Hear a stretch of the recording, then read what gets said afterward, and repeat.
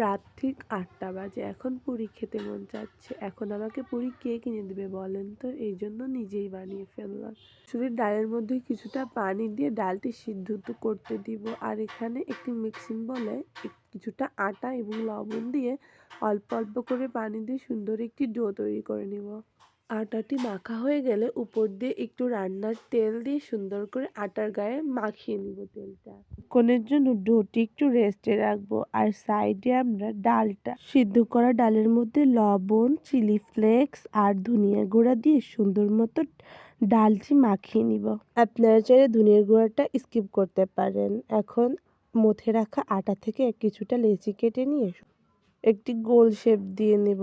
আর ঠিক আটার মধ্যে ডালটা দিয়ে গোল গোল করে বেলে নিয়ে ভেজে পেলেই আমাদের পুরিটা রেডি।